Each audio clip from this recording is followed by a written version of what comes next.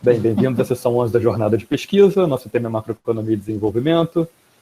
O primeiro apresentador é o Kaique, que vai apresentar o paper Participação do Capital Estrangeiro nos Bancos Comerciais Chineses. Kaique, fica à vontade, tem 15 minutos, pode iniciar.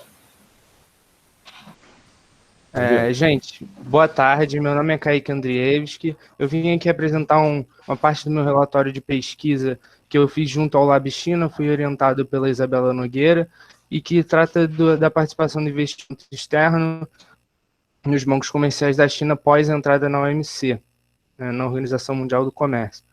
Bom, esse trabalho ele é uma parte, um fragmento de uma pesquisa mais geral que tinha 3 tópicos, que estudava da relação do Estado chinês com investimento estrangeiro direto em greenfields, joint ventures, transferência de tecnologia.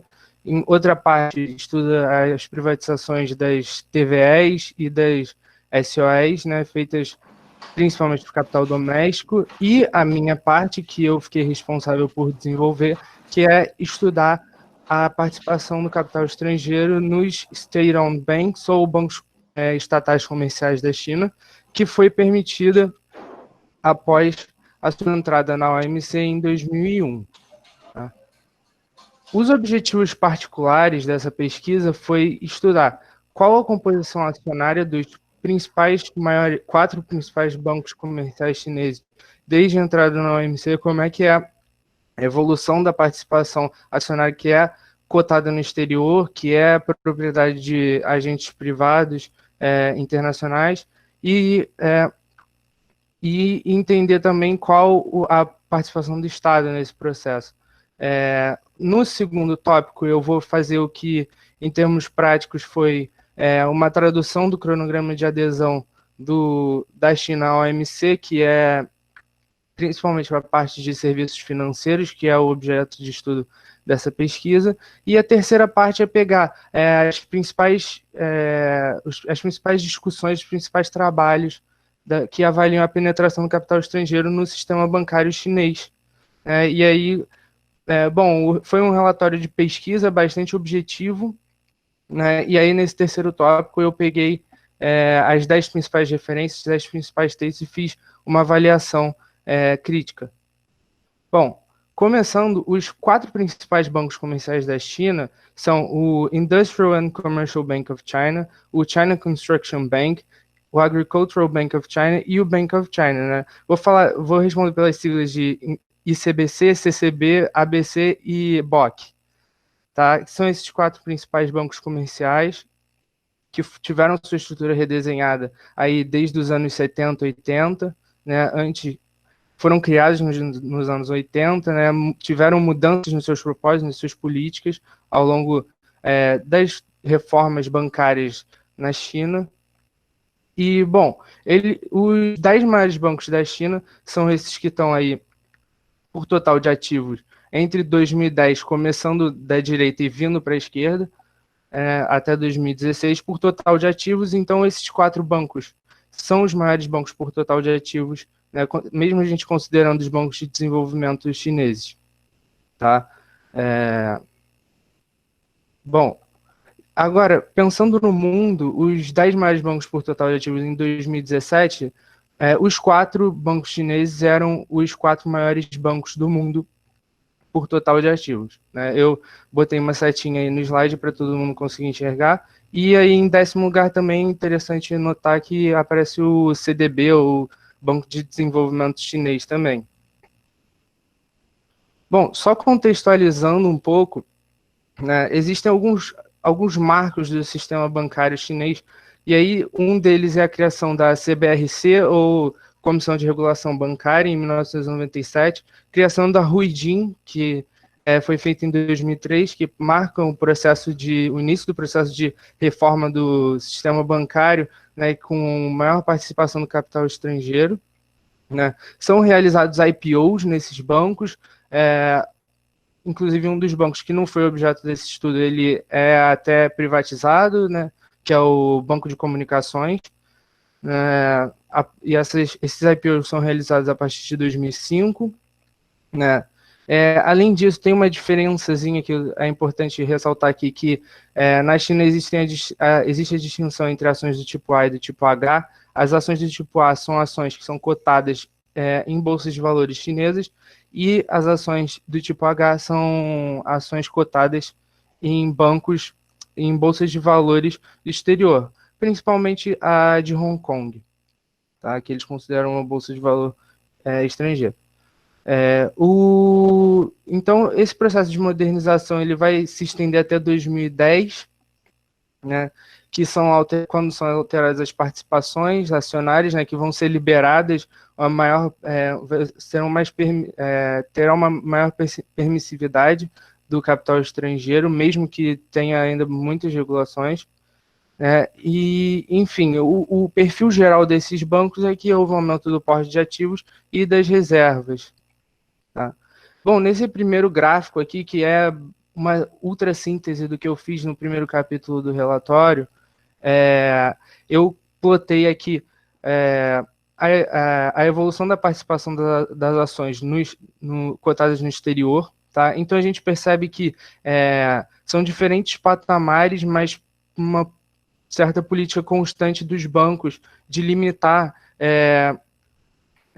a participação das ações cotadas no exterior, né, que o principal detentor, mas que não é na prática o detentor, é a Bolsa de Valores de Hong Kong, né, que é a Hong Kong Exchanges and Clearing, né, que aí tem uma participação média ao longo dos anos para cada banco, aí do ICBC de 22,8%, do CCB de 26% e pouquinho, do BOC de 24,6% e do ABC de 9%. Então, mesmo a participação na Bolsa de Valores de Hong Kong ela é diminuta ao longo dos anos. Ela nunca vai passar aí de 40%, o que confirma para a gente que os bancos comerciais chineses, os principais, pelo menos, continuaram de propriedade estatal. Tá? Só uma fraçãozinha vai ser comercializada livremente, mas para agentes internacionais, mas que, na verdade, são muito mais frutos de greenfields, de projetos específicos dos bancos com outros agentes internacionais. Bom, agora aqui eu vou seguir para a segunda parte, né? E aqui eu começo falando de alguns compromissos gerais que vão dizer respeito a toda a economia chinesa para entrada na OMC, né? A princípio, as joint ventures não poderiam ter participação superior a 25% do capital da empresa. As filiais vão poder ser estabelecidas de forma livre, menos em casos especiais definidos, que no caso dos serviços bancários vão ser definidos. Aí eles vão se estender para abertura de escritórios e vai determinar que todo o território chinês é de propriedade da República Chinesa e o uso comercial está restrito a uma duração de 40 anos. E também vai ter essa característica de delimitar qual o trânsito de profissionais que são empregados ou associados a agentes internacionais. Né? Aqui eu trouxe mais ou menos o que é uma estrutura do cronograma de adesão da China. Ele é limitado setorialmente, né? Ele vai ser quebrado por serviços financeiros, por segmentos da indústria, enfim. No trabalho, ele está detalhado certinho, traduzido do inglês, né, para português. Por categoria, eu fiz questão de traduzir tudo certinho para ter um detalhamento técnico objetivo de como é a estrutura do cronograma de adesão. Eu trouxe aqui alguns exemplos que são mais pertinentes aqui para o caso do setor bancário, tá? Enfim, aí os serviços bancários vão ser entendidos como os depósitos e operações financeiras em geral. E aí aquilo que eu falei da cobertura geográfica, da limitação da presença comercial dos agentes, né? Ele vai ser restringido, mas essas restrições vão ser relaxadas gradualmente, né? Vai ter um período de adaptação, um período de transição da economia chinesa para essa maior abertura, né? Que vai ser de 2, 3, 5 anos e diante vai ser mais liberado. Tá? Os clientes também vão seguir algumas restrições, né? Atividades em moeda estrangeira não terão restrições e para a moeda local as empresas terão que ter algum tipo de restrição, né, que também vai obedecer a essa lógica de 2 em 2 anos, enfim, de 3 em 3, 5. E aí tem algumas características também que vão delimitar o licenciamento. Enfim, o que eu quis trazer é mais a estrutura dos tipos de compromissos, né? E ressaltar também a característica, o nível de detalhe das regulações e também o nível de gradualidade, né? Que planeja aí para um horizonte de 5 até 10 anos o processo de abertura do capital chinês a partir da entrada da OMC em 2001. Bom, agora aqui na terceira parte do meu trabalho, eu vou dividir também em 3 partes, 3 pequenas partes, e esse primeiro é uma síntese de alguns estudos estatísticos e econométricos que vão... Kaique, desculpa, mais 5 minutos. Ah, beleza, vai dar tempo certinho. Beleza. Então, voltando aqui, eu fiz uma síntese breve de alguns estudos econométricos nessa primeira parte. Na segunda, eu falei um pouquinho das reformas bancárias. E na terceira, eu vou fazer algumas breves considerações sobre o desenvolvimento chinês recente.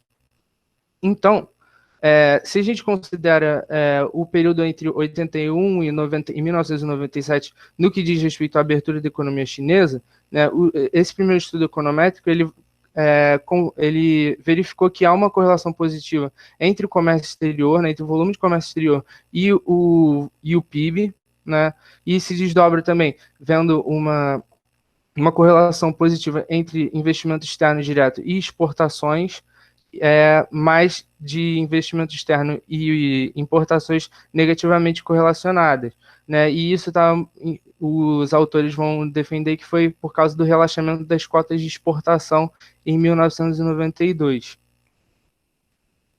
que vão permitir com que as empresas estrangeiras que estavam situadas no território chinês consigam se voltar mais para o mercado interno. Agora, o PIB, os investimentos estrangeiros e a exportação, elas vão ter uma causalidade unidirecional para as importações, tá? E o que se verifica também nesse estudo é que o investimento externo direto, ele não foi estatisticamente significante para impactar o PIB, né? Agora que em outro estudo, só que dessa vez ele pega um período mais amplo, ele é feito em séries de tempo, né, que entre 78 e 2003 vai haver uma correlação positiva entre investimento externo direto e o investimento propriamente dito nacional e o PIB. Tá? E aí eles vão abrir a consideração de que o investimento externo e o investimento direto são importantes para o PIB, mas o investimento nacional, o investimento nacional mesmo, ele vai desempenhar um papel maior, mais relevante. E eles fazem a consideração de que o investimento externo direto ele pode sim impulsionar investimentos e, sobretudo, de maior risco, onde vai haver uma escassez de recursos, né, e possibilitando um suporte ao crescimento, né, possibilitando uma diversificação da cadeia produtiva da economia. Tá? No caso chinês que eles estão analisando. Aí, um outro estudo que analisa o crescimento do mercado bancário chinês em relação ao PIB, né, que analisa entre 2001 e 2006, então pós a entrada da China na OMC, ele vai verificar que o crescimento da intermediação financeira em relação ao PIB é positivo. E aí aqui eu vou levantar o questionamento de isso é um sucesso da dita liberalização financeira? Tá? Agora, seguindo aqui para a segunda parte, que fala do setor bancário e das reformas, né, eu resgato aqui a criação do CBRC em 1997 e um início de uma política também em 1997 de financiamento a grandes conglomerados e multinacionais, né, como forma de combater a política financeira asiática, a crise financeira asiática, né, de 1997, e também a maior liberdade para as pequenas empresas, né, maiores facilidades de regulação, enfim. Além disso, o mercado chinês, alguns autores vão ressaltar que antes da adesão, tinha uma certa facilidade no fornecimento de empréstimos diretos e crescimento de depósitos em bancos não estatais, muito devido ao fato de que esses bancos, né, sobretudo esses bancos comerciais que eu estudei aqui no meu trabalho, eles foram criados com propósitos específicos, né? Como o próprio nome dele já sugere. O agrícola ele foi criado para financiar a agricultura, o industrial para financiar a indústria, e assim respectivamente. Opa. Bom, mais uma consideração negativa da China pré-adesão eram os baixos spreads e o alto volume de empréstimos de liquidação duvidosa, o que comprometia a sustentabilidade do sistema financeiro em geral, porque baixos spreads significa que a margem dos bancos era mais baixa e uma incerteza maior sobre o saldo desses empréstimos comprometia também a liquidez desses bancos, né? E aí é feita a consideração também de que a liberalização viria como uma forma de impulsionar o crescimento e diminuir o risco bancário, a partir do momento que expor a economia chinesa, ou o setor bancário chinês, para a concorrência internacional. Agora aqui na minha última parte, né, eu vou fazer algumas considerações sobre o desenvolvimento da China. Né? Bom, o primeiro são as 3 fases da abertura, né? No início dos anos 80 até 1986, mais ou menos, a abertura em setores de trabalho intensivos, né? Das 4 modernizações do Deng Xiaoping, né? Que vai ser, sobretudo, na indústria tradicional e serviços. Nos anos 90, a abertura em setores de capital intensivos, né? E após a entrada no OMC, dos setores de tecnologia e conhecimento de ponta. Tá? E ao longo desse processo também a gente vai ter a difusão das zonas econômicas especiais, que são zonas que têm uma maior permissividade para a atuação do capital financeiro, do setor bancário como um todo, e as zonas de desenvolvimento tecnológico que são focadas para o desenvolvimento de atividades de alto valor agregado. Bom, os bancos comerciais eles são criados na década de 90 com aqueles propósitos específicos que eu já disse. Em 1994 são criados os bancos de desenvolvimento, né, exemplo do Banco de Desenvolvimento Chinês, e alguns bancos de capital misto. Em 2006 já é feito um decreto que regula os bancos que são financiados por entidades estrangeiras, enfim, que regula a entrada de capital estrangeiro no mercado bancário chinês. E uma das limitações que alguns autores vão apresentar em relação a isso é que a Bolsa de Valores de Hong Kong, ou seja, limitar a venda de ações de empresas chinesas à Bolsa de Valores de Hong Kong é uma limitação muito grave ao processo de abertura do capital chinês, do capital nacional chinês. E além dos acordos de Basileia terceiro, eles impedem também uma maior internacionalização, porque eles acabam exigindo altos volumes de recursos e certos níveis de sustentabilidade financeira que às vezes pode não ser cumprido pelos bancos comerciais chineses. Tá? Vamos concluir? Tirar só um pouquinho do tempo aqui. Tá, beleza. Não, já para mim é isso. Tá, gente? Aqui eu tenho o link, eu vou colar depois no chat, caso vocês queiram acessar o relatório completo. E muito obrigado aí pela atenção de todos. Kaique, muito obrigado pela apresentação. Bem, lembrando, a gente vai fazer as apresentações na sequência, depois abre para pergunta, tá? Então, todo mundo que tiver questões, por favor, anote para daqui a pouco a gente apresentar, para colocar para os apresentadores, tá? Eu já anotei as minhas aqui. Bem, João Sixu chegou agora, está aqui com a gente, bem-vindo.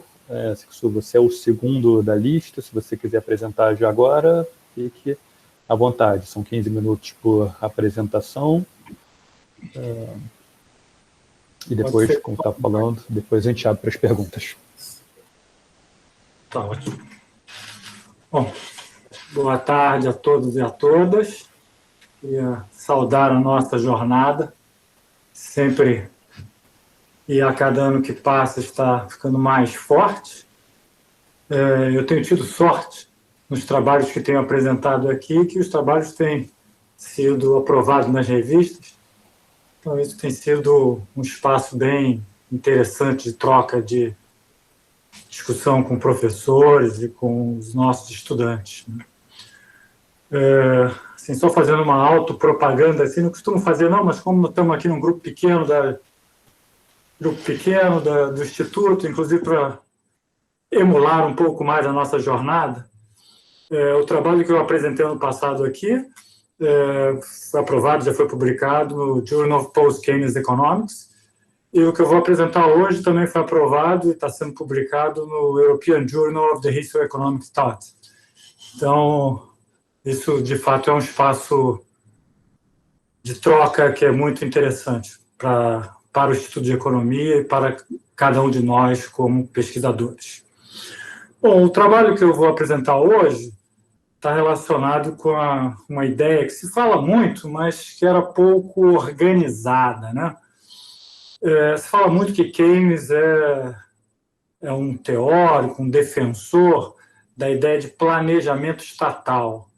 Embora a gente não encontre em lugar nenhum um texto do Keynes falando, olha, minha ideia de planejamento é esta, ou mesmo papers bastante já discutidos sobre essa ideia genérica, nunca foi colocada de forma específica, tentando desenhar o que seria o planejamento estatal de Keynes. Eu fiz essa pesquisa e busquei fazer, então, esse desenho. Eu encontro, na verdade, as origens da inspiração do Keynes, embora isso seja talvez novidade para alguns e talvez algo bastante inusitado para outros. O Keynes foi muito inspirado, na verdade, por toda a revolução bolchevique, a economia russa, nos anos 20 e nos anos 30. O Keynes era um simpático da Revolução Russa, embora muitos não saibam disso, mas ele era um apoiador da Revolução Russa. A Revolução Russa tinha, na verdade, todos os quesitos que o Keynes defendia, assim, no ponto filosófico. Era uma revolução pacífica, e foi uma revolução pacífica em 1917, né? Era uma revolução contra o atraso, era uma revolução pela paz, né? Naquele período, a Rússia estava envolvida na Primeira Guerra Mundial. Então, o Keynes ficou muito envolvido e conhecia muito bem a União Soviética. Keynes foi casado com uma bailarina russa, visitou 3 vezes a União Soviética, além de acompanhar profissionalmente a União Soviética em alguns eventos ao longo da vida, ter contato direto do ponto de vista econômico com delegações russas e também fazer parte de vários, diria, clubes, pequenas sociedades de apoio à Revolução Russa. O Keynes era um frequentador assíduo e cofundador de um clube chamado Clube 1917, em apoio à Revolução Russa de 17.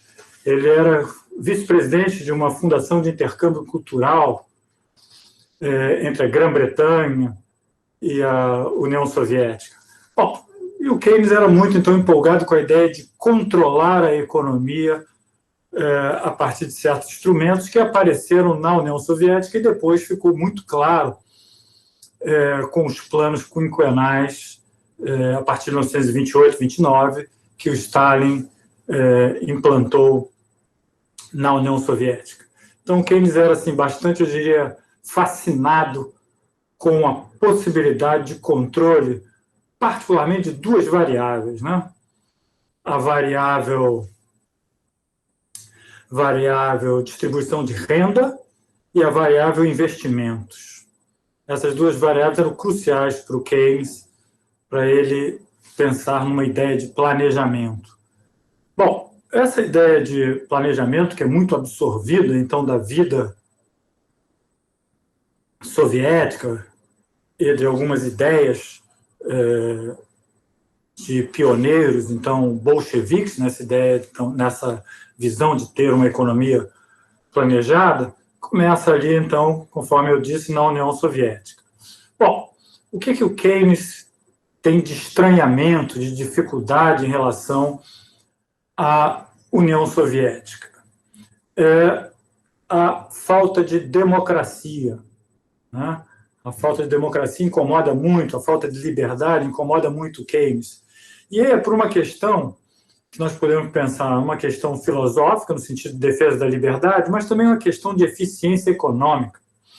O Keynes avaliava o seguinte, que só era possível ter eficiência econômica a partir de uma busca de inovação, de competição em ambiente de liberdade política.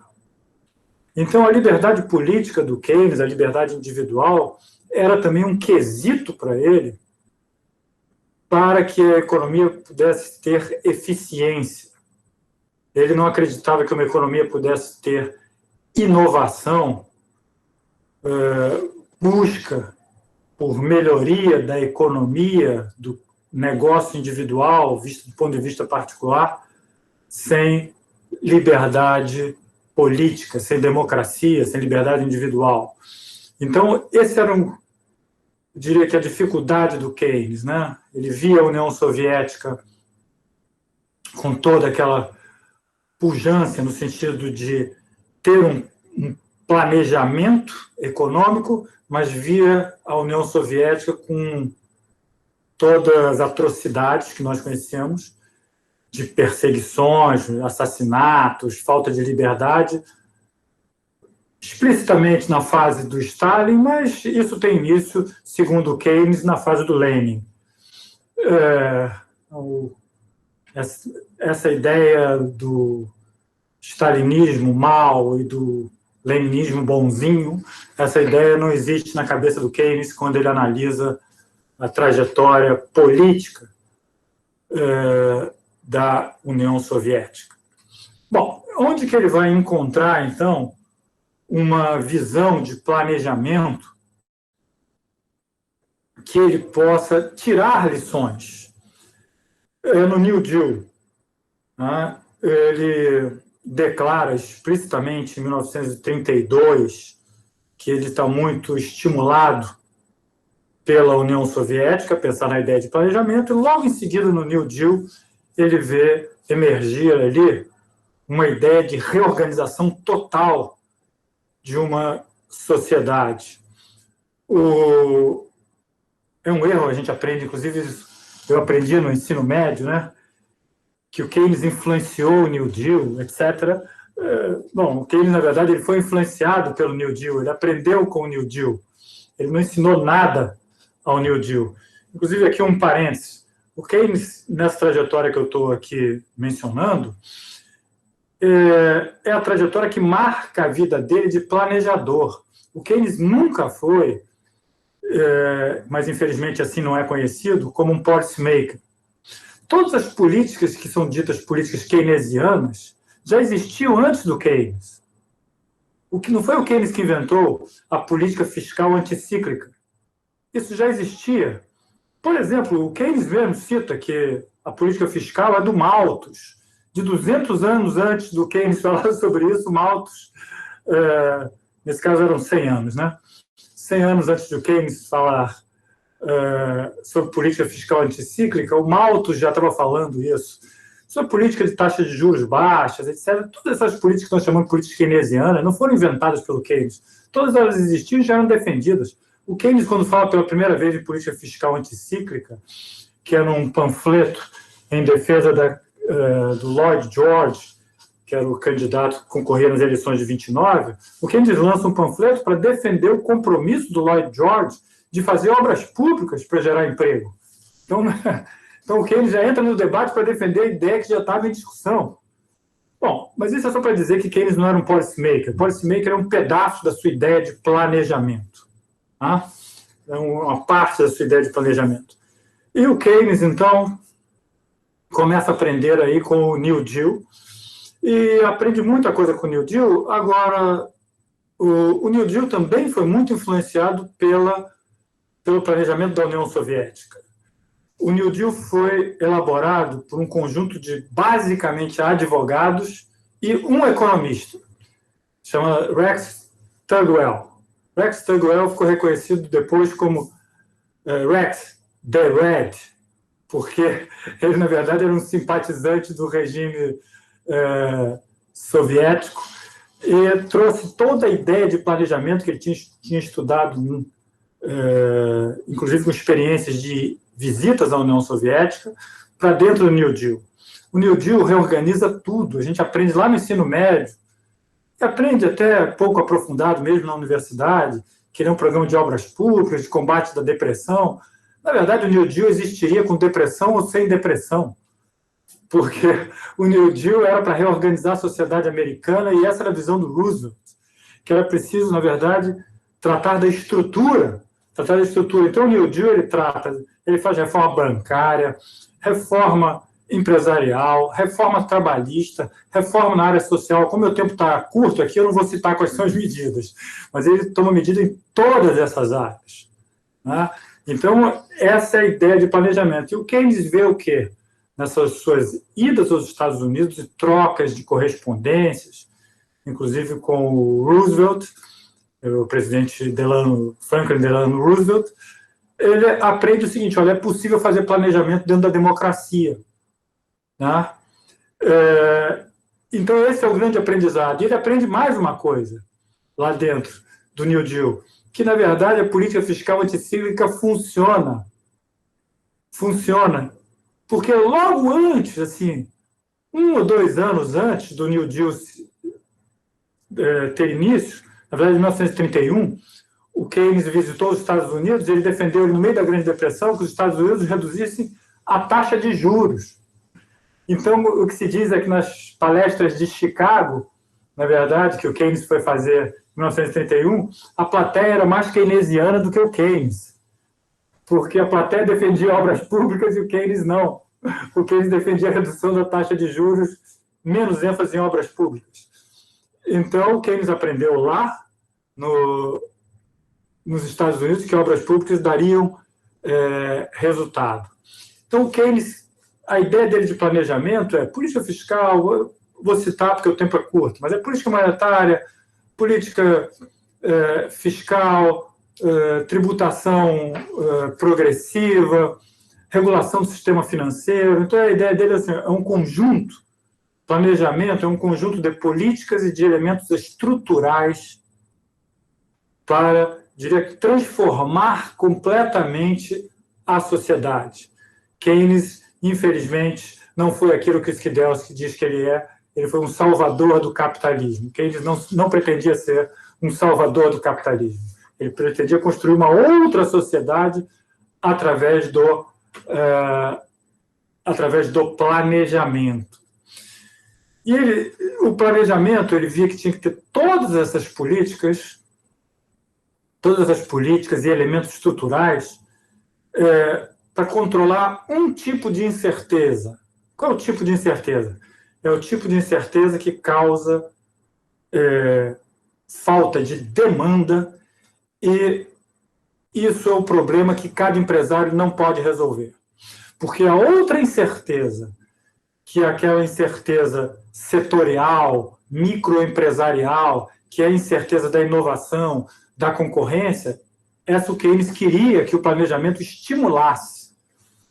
Então, o planejamento, na visão do Keynes, tem essa ideia, a ideia de controlar a incerteza geral, mitigá-la ou, na verdade, reduzi-la a zero, e estimular cada vez mais a incerteza microempresarial. Já vou encerrar, Pedro, eu estou controlando aqui, faltam 13 segundos. Maravilha, obrigado. Estou controlando aqui, pode ficar tranquilo. Então, essa era a ideia do Keynes. E o Keynes tinha, o tempo acabou, o Keynes tinha bastante divergências também em relação ao New Deal. E aí vou deixar, então, essa frase para concluir. Na verdade, o excesso de bolchevismo que existia no New Deal era que o Keynes se opunha e queria menos controle pelo lado da oferta e queria mais controle pelo lado da demanda. É isso. Muito obrigado. Muito obrigado. Excelente. Bem, reforçando para quem chegou depois, a gente vai fazer as apresentações em sequência. Quem tiver questão, anota, por favor, que ao final da última apresentação a gente coloca para os apresentadores. Tá? Então, agora a gente vai para a nossa terceira apresentação, Pêndulo Dialético da Macroeconomia, é do Luciano. Se quiser começar, você tem 15 minutos, pode tocar. Desculpa, só mais um comentário para quem chegou no meio do caminho, tá? Quem precisar de certificado de participação, anota aqui no chat, por favor, que depois a gente encaminha, tá? Pode ir lá, Luciano. Bom, esse artigo faz parte do meu projeto de pesquisa, né? O meu orientador é o Carlos Baix Pinksfeld. A gente já vem trabalhando desde a graduação com a questão do conflito distributivo, uma perspectiva serafiana, mas em muitos momentos se aproxima da perspectiva marxista.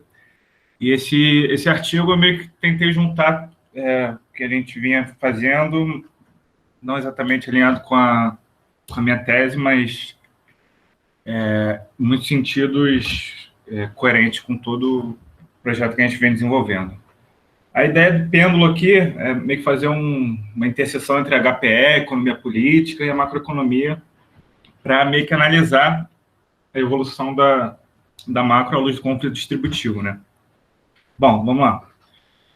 Esse artigo, especificamente, busca justamente isso, analisar a evolução da macroeconomia, tanto em termos de teoria econômica, quanto em sua aplicação na prática, a partir da dinâmica do conflito distributivo. A gente argumenta que as grandes inflexões da macroeconomia, do liberalismo do século XIX para o keynesianismo do pós-guerra, e desse para o neoliberalismo, né, a partir dos anos 70, se deram em contexto de desbalanceamento distributivo em favor de uma outra classe social. A gente não está falando aqui em uma relação de causalidade, mas a gente acredita que essa dinâmica do conflito distributivo ajuda bastante na compreensão dessa evolução da macroeconomia. E aí a gente monta um arcabouço teórico e, a partir dele, a gente faz algumas conjecturas sobre o futuro da macroeconomia, no contexto dessa pandemia global. Esse artigo eu escrevi esse ano. Bom, essa questão de evolução da macroeconomia não é uma questão... A gente não trata como um processo positivista, né? Não é um acúmulo de conhecimento em direção ao melhor conhecimento, melhor compreensão da economia. A gente não acha que a macroeconomia está necessariamente evoluindo para melhor, sempre melhor, incorporando tudo que já veio. É um processo errático, que eventualmente até cíclico, né? Tem retrocessos também, e em muitos sentidos é subjetivo a interpretação da macroeconomia, porque apesar de muita gente tenta fazer de tratar a economia como uma ciência exata, ela é uma ciência social, né? Com as mais importantes implicações políticas. O pesquisador, ao mesmo tempo, é objeto da sua pesquisa. Então, há contradições, há questões básicas que não podem ser superadas.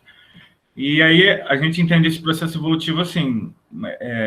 Essa questão do pêndulo é uma ideia que o Pinks já tinha me apresentado, mas que eu nunca tinha visto formalizado assim. Já vi em outros artigos e tal, até cito no meu, mas formalizado assim, e principalmente associado à questão do conflito distributivo, aí é uma perspectiva basicamente kalekiana, eu nunca tinha visto formalizado assim. Aí o arcabouço teórico eu vou apresentar aqui rapidamente. A gente basicamente está usando o instrumental de economia política, e a perspectiva teórica é a partir da retomada da abordagem excedente, né? Da qual proposta por Sraf, o Garanhani, e que o grupo de economia política do FRJ basicamente utiliza.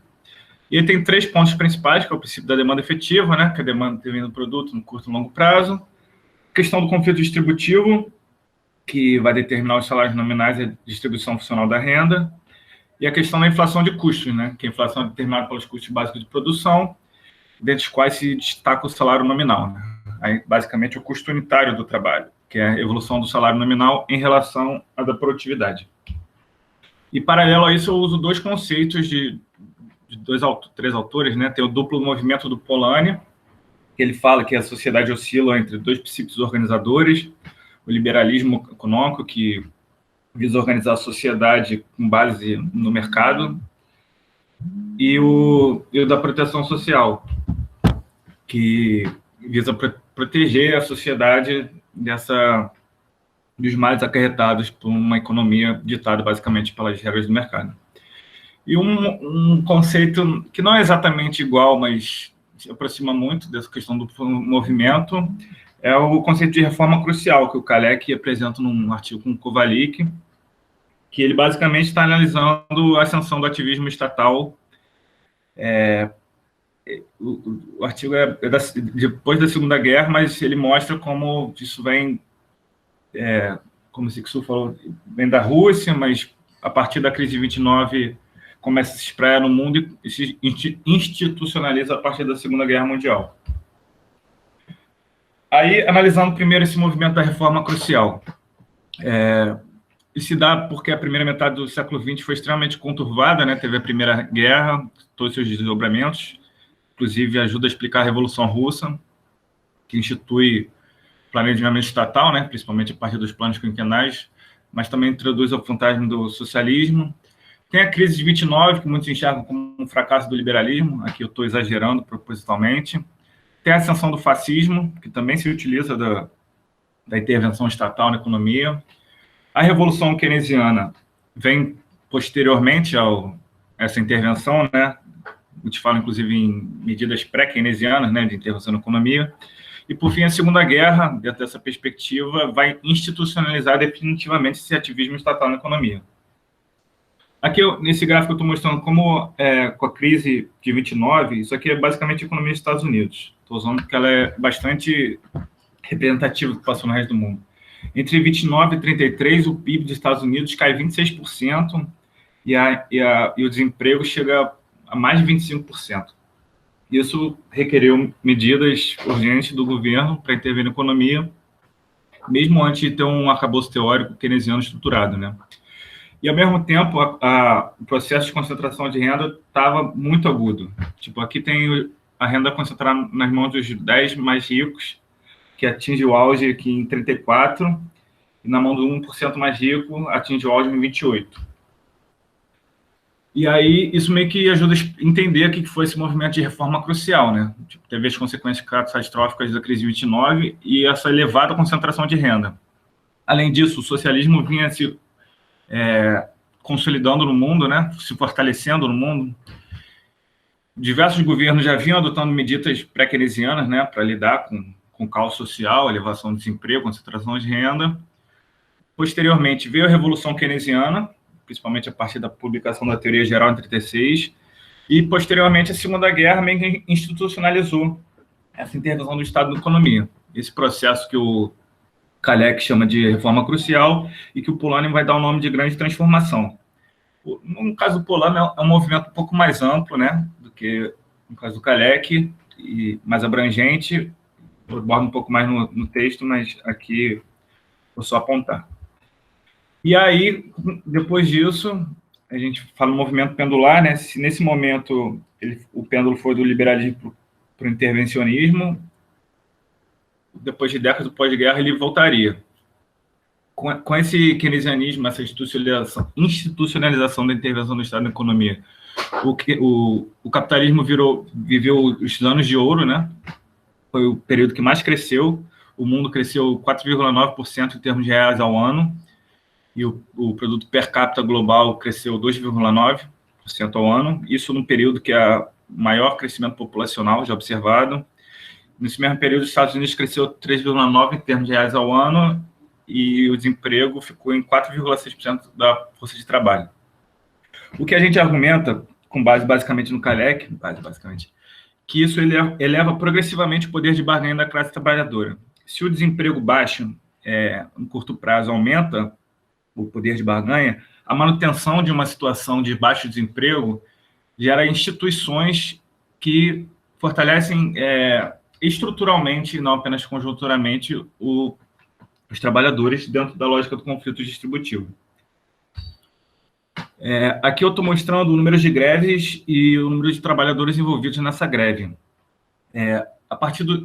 O movimento trabalhista veio de um período de intensa atividade no pós-guerra e veio arrefecendo ao longo dos anos 50, e a partir dos anos 60, isso vai crescendo muito rapidamente, justamente por isso, a questão do fortalecimento dos trabalhadores, poder de barganha deles. Se no imediato pós-guerra teve meio que um acordo distributivo, né, no sentido de os capitalistas controlarem a produção, enquanto os trabalhadores maneiravam na atividade sindical, em troca de ganharem ganhos reais de salário e com a produtividade, mas a partir dos anos 60, essa situação começou a mudar, porque os trabalhadores começaram a ficar muito fortes, relativamente, né? Começou a aumentar muito a atividade sindical, o número de greves, o número de trabalhadores envolvidos. Isso começou a se refletir na dinâmica do custo unitário do trabalho, e com isso na inflação, né?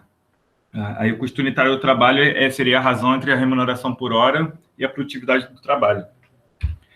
Esse gráfico, o custo unitário é essa linha roxa.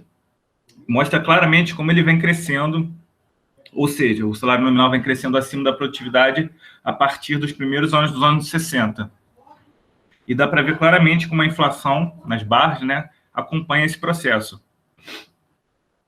Com o aumento do poder de barganha, os trabalhadores começaram a pedir salários nominais maiores que a produtividade, aumentando seu salário real, e a inflação acabou acompanhando. Uma coisa que é importante observar é que os choques do petróleo, que apesar de terem um pico aqui, o movimento vem de muitos antes. O que se defende, né, a gente defende no artigo, é que o choque do petróleo apenas catalisou esse processo. E, paralelo a isso, isso veio gerando um processo de desconcentração de renda. Se lá nos anos 20, na virada para os 30, teve maior concentração de renda, já observado na história, nesse momento, no final dos anos 60, começo dos anos 70, teve a menor concentração de renda. A parcela salarial na renda atinge o pico, que é 58,4%, enquanto os 10% mais ricos, e estou falando dos Estados Unidos, atingem sua menor parcela, 34,4%. O 1% mais rico fica com 11%, também a menor parcela. É exatamente isso. Na virada dos anos 30 para o 20 para o 30, teve o auge da concentração, agora houve o auge da desconcentração. E aqui eu mostro como a partir de 29 até 1970, que foi o pico do aumento da parcela salarial da renda, tem uma clara tendência à elevação da parcela salarial na renda agregada. Isso dentro da ótica da renda, né? Distribuição funcional da renda. E para além dessas mudanças de desconcentração de renda, teve todas as mudanças políticas e sociais na sociedade, não só nos Estados Unidos, como no capitalismo ocidental como um todo. Revolução Cultural, manifestações de 68, enfim. Isso foi gerando muito incômodo. E a partir dos anos 70, houve uma inflexão. A economia estava estagnando, né?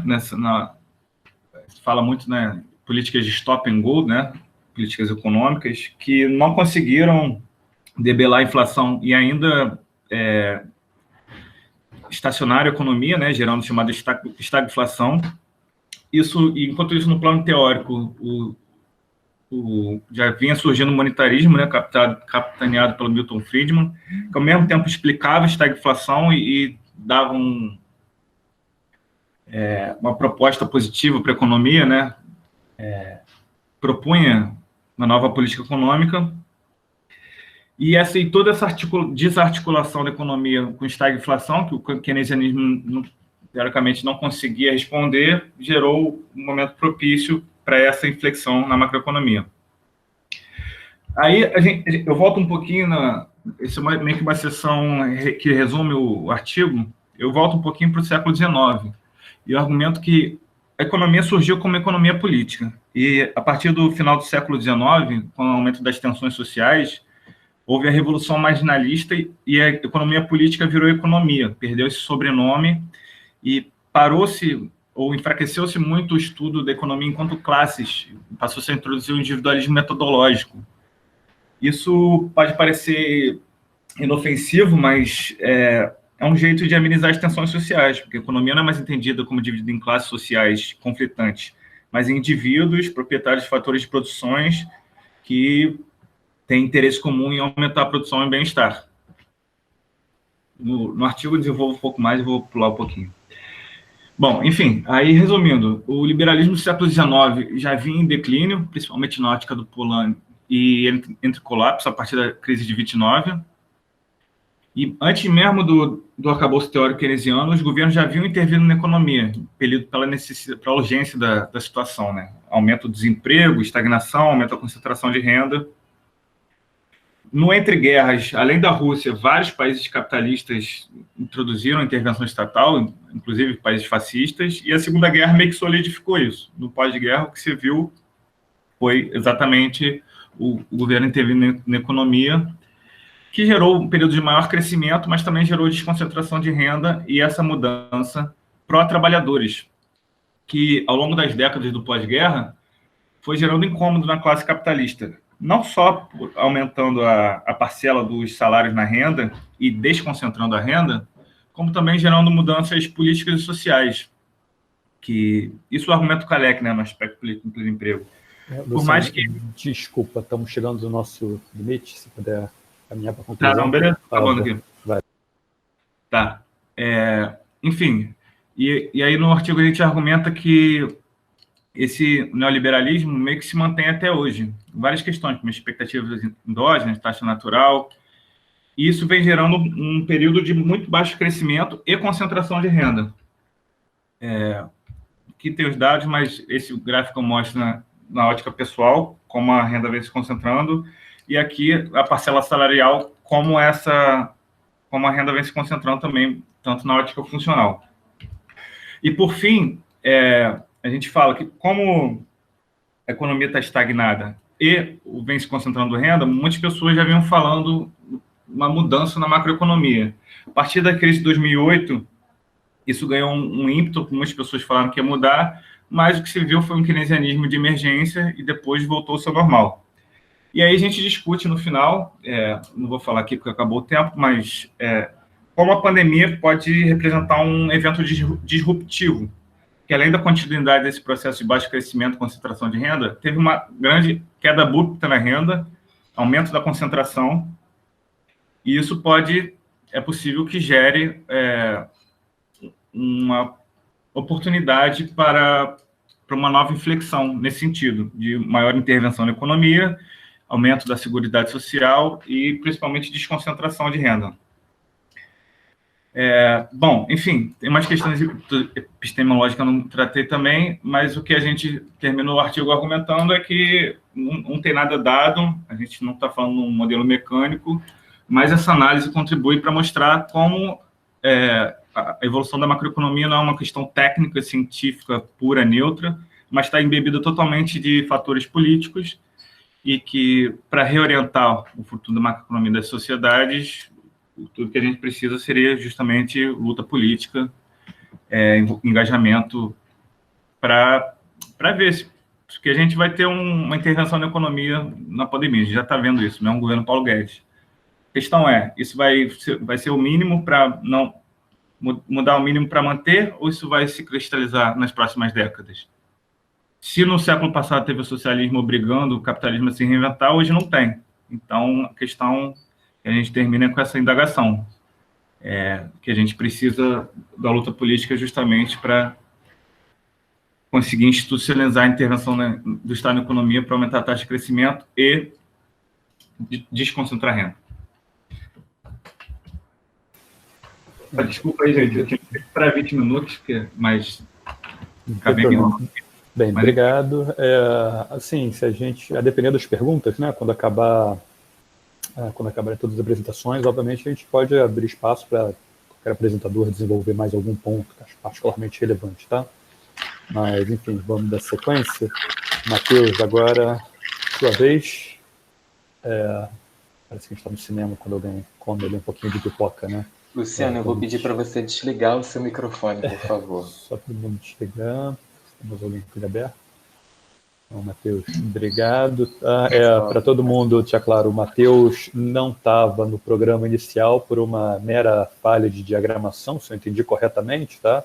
Parece. Mas estava no planejamento, ainda que tenha havido essa falha gráfica, tá? Então, espero que seja uma surpresa positiva para quem não sabia que ia estar aqui. Matheus, fica à vontade, cara. Pode começar. Ok. Gente, queria primeiro agradecer muito, né, a oportunidade de estar aqui. Para mim é sempre muito importante estar apresentando um trabalho que fala muito sobre a minha trajetória dentro do Instituto de Economia, principalmente, né? Vou tentar apresentar agora em tela inteira, se o computador me ajudar, coisa que ele não está fazendo por enquanto, ok. Mas é um trabalho onde eu começo a desenvolver um pouco das questões da tese, né? E eu tento fazer aqui um diálogo, né? Construir uma controvérsia entre a maneira como a Rosa Luxemburgo tratou a questão da reprodução ampliada e a maneira como o Kalecki fez isso, né? De imediato, assim, para não perder muito tempo com a coisa da apresentação, porque o computador não está me ajudando, né? O tio Marco sempre lembra a gente da tal da subsunção. Toda vez que isso acontece, eu lembro dele. E dentro da construção desse debate, tem um elemento comum, que é o fato dos dois terem partido dos esquemas de reprodução que o Marx desenvolveu no livro 2. Aí agora, ó, tô esperto. Pro slide, né? Bom, pessoal, como eu já comecei a apresentação, eu vou chamar atenção para o que é diferente na abordagem dos dois, né?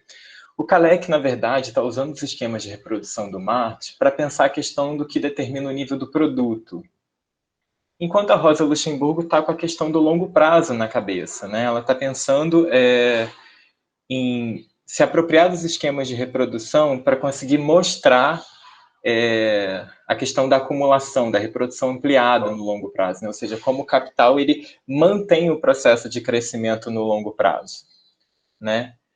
E uma coisa que eu quero já começar destacando é que o Kalecki faz uma certa alteração nos esquemas de reprodução, que é colocar um setor produtor de bens de consumo para a classe capitalista, né? E no momento em que ele vai começar a trabalhar em cima desses esquemas, ele conclui o que ficou conhecido como a versão marxista do princípio da demanda efetiva, né? Que é o reconhecimento de que o gasto dos capitalistas é o que determina o nível do produto de renda. E junto dos fatores que explicam a distribuição de renda, este gasto também determina o montante de salários e lucro. Só que a maneira como o Kalecki colocou a questão, fica muito claro que, ao partir dos esquemas de reprodução, se perguntar sobre a teoria do produto e constatar que é o gasto dos capitalistas o gasto elementar, ele se debruça, logo em seguida, sobre a questão do que determina o investimento. Só que ele constrói essa argumentação, vamos dizer assim, supondo uma economia fechada e sem governo. E aí o Miglioli, que é um professor lá do Instituto de Economia da Unicamp, que é um kaleckiano extremamente importante, né? É um introdutor da obra do Kalecki no Brasil, ele vai falar o seguinte para a gente, ele vai contar, mas que é que, por sua vez, determina o investimento? Esta pergunta de Kalecki. De acordo com Kalecki, esta constitui uma das questões essenciais e, no entanto, pouco esclarecida da economia. Sintomático disto é o fato de Kalecki jamais ter ficado satisfeito, é aqui que mora a denúncia que o Miglioli faz, com as soluções dadas a esta questão. Ele mesmo formulou diferentes explicações, desde seu primeiro trabalho teórico mais importante até um de seus últimos. Aí, na primeira formulação da equação de investimento, o Kalecki vai elencar a poupança bruta total no momento anterior do tempo, né, porque ele está fazendo uma formulação dinâmica, elenca as variações no lucro e no estoque de capital fixo, né? E também ele dá crédito às inovações tecnológicas. O que é importante ressaltar aqui é que essa equação ela é pensada a todo momento para tentar expressar o ciclo econômico, porque o Kalecki está convencido de que o que descreve o processo de crescimento a longo prazo de uma economia é o ciclo. E por isso ele vai usar as equações em diferença. Aproveitar que está o professor Rolando aí, ó, ele que me ensinou essas coisas. E aqui eu vou começar o ponto importante do trabalho, que é a construção crítica que o Kalecki faz a Rosa Luxemburgo. Luxemburgo, isso mesmo. Kalecki critica a autora, dizendo que os capitalistas fazem muita coisa como classe, mas certamente eles não investem enquanto classe. Porque, para ele, a concorrência é uma condição que faz com que o investimento só aconteça a reboque das questões que a concorrência coloca, né? Então, assim, para ele, não faz muito sentido a autora chegar com o argumento dos mercados externos, que eu vou explicar um pouco para frente, para dizer que há sempre condições de reprodução ampliada a longo prazo, via exportações ou gastos do governo, porque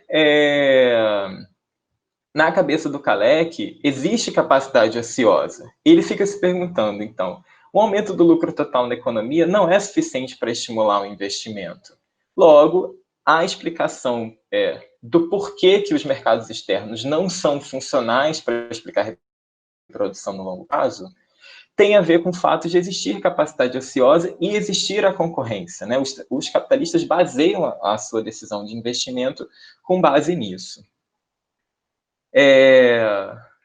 Aí aqui eu vou apresentar para vocês o que é a segunda formulação do Kalecki, que, segundo Miglioli, é a formulação que incorpora a noção de concorrência do Marx. Por quê? Porque ele vai passar a entender que o processo do investimento está sempre associado ao desvio, ao diferencial da taxa de lucro que aquele capital efetivamente está obtendo com a taxa de lucro padrão média que é do seu ramo de produção, né? Então, os capitalistas tenderiam a investir até que a taxa de lucro efetiva oferida não se torne inferior à taxa padrão, né? Aí, vamos lá. Em síntese, o que a gente pode tirar aqui do Kalecki? O Kalecki usa dos esquemas de reprodução de Marx para concluir que o investimento é o principal gasto capitalista para a determinação do nível do produto, e a partir desta conclusão que ele passa a teorizar sobre a acumulação de capital no longo prazo. As suas formulações sobre o longo prazo se concentram em expressar o ciclo econômico como a forma geral da reprodução ampliada do capital. A última resposta de Kalecki para a questão dos determinantes do investimento são as variações na taxa de lucro, mantendo a compreensão de que os lucros só se efetivam quando as mercadorias são realizadas. Que é uma outra marca interessante do pensamento dos dois, é os dois encararem o problema da realização que o Marx está apontando como uma questão estrutural associada à produção capitalista, tá? E para o autor, o crescimento de longo prazo do capital é explicado endogenamente, ou seja, depende de um gasto atrelado à renda, mais especificamente ao lucro bruto deduzido dos impostos diretos, ou seja, o Kalecki não está concordando com a existência de mercados externos lá da Rosa Luxemburgo, um gasto autônomo, vamos chamar assim. Agora começam as diferenças importantes nesse possível debate entre os dois. Se a Rosa Luxemburgo tivesse a oportunidade de responder às críticas do Kalecki, eu acho que ela começaria apontando uma questão metodológica importante. Ela vai dizer, a alternância conjuntural periódica e as crises constituem a forma específica do movimento no modo de produção capitalista. É um movimento regular, aí parece estar de acordo. Mas não o movimento em si. Ao contrário, para representar o problema da reprodução capitalista em sua forma pura, devemos fazer a abstração dessas alternâncias conjunturais periódicas e das crises, ou seja, abstrair o ciclo. A tentativa de resolver o problema da reprodução a partir da periodicidade das crises é, no fundo, tão própria da economia vulgar quanto a tentativa de resolver o problema do valor a partir das oscilações entre oferta e demanda. Aqui é uma crítica metodológica que leva a uma implicação teórica.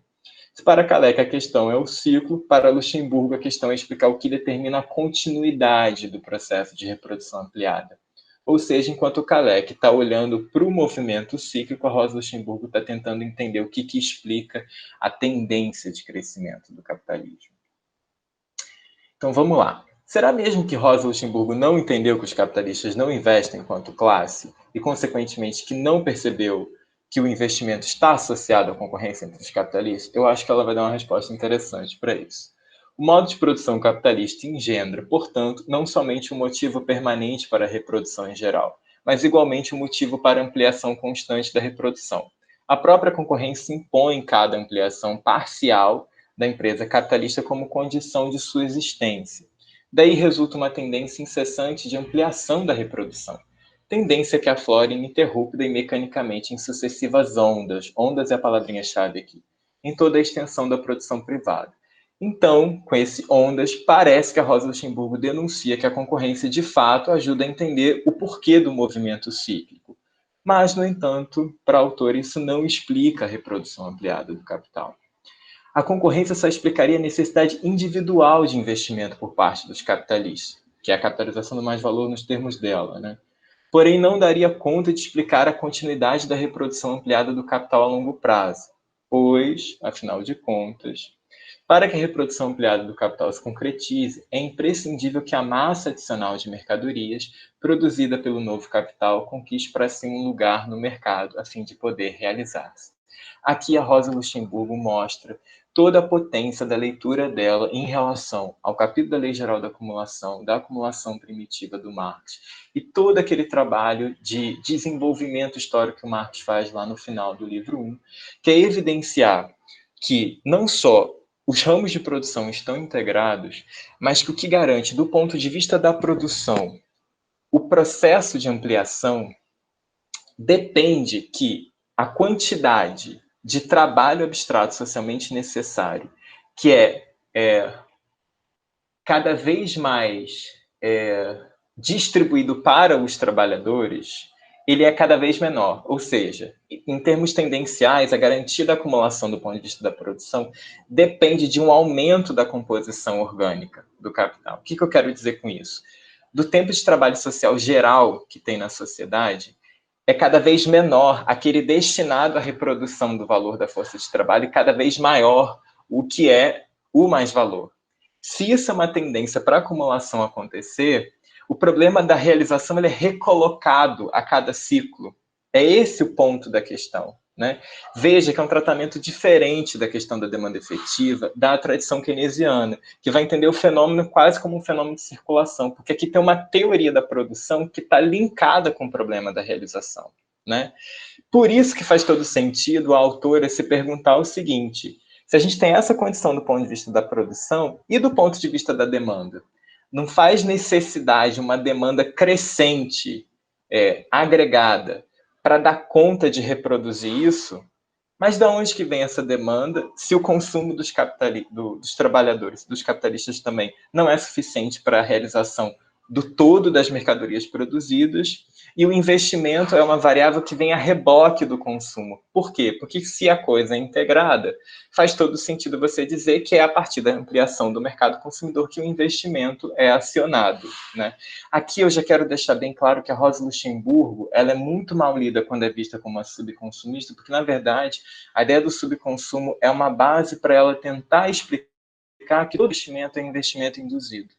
Aqui não se tem, na época dela, um trabalho, uma noção de investimento autônomo, tá? E por isso a Rosa vai buscar resposta dessa necessidade cada vez mais ampliada de realização das mercadorias nos mercados externos, ou seja, na ampliação da demanda efetiva agregada. Então, para a autora, o que são esses mercados externos, né? Neste ponto, devemos rever as concepções de mercado interno e externo que foram tão importantes na controvérsia acerca da acumulação. Ambos são vitais para o desenvolvimento capitalista, mas fundamentalmente diferentes, e devem ser concebidos antes em termos de economia social do que em termos de geografia política. Por este prisma, o mercado interno é o mercado capitalista, em que a produção compra seus próprios produtos e supre seus próprios elementos de produção. O mercado externo é o contexto social não capitalista, que absorve os produtos do capitalismo e fornece bens de produção e forças de trabalho para a produção capitalista. Veja, Rosa Luxemburgo está reconhecendo não só que o gasto é o princípio para a reprodução do sistema, mas ela também está dizendo que qual o tipo de gasto que vai fornecer a ampliação da base produtiva, ou seja, que vai fornecer a acumulação. Ela vai elencar o gasto das exportações e o gasto do governo, né? Ela também vai chamar atenção para uma especificidade que tem um tipo específico do gasto do governo, que é o gasto militar, sobre a inovação tecnológica. Isso é um elemento bem curioso da análise dela também, que ela vai desenvolver no último capítulo da principal obra dela.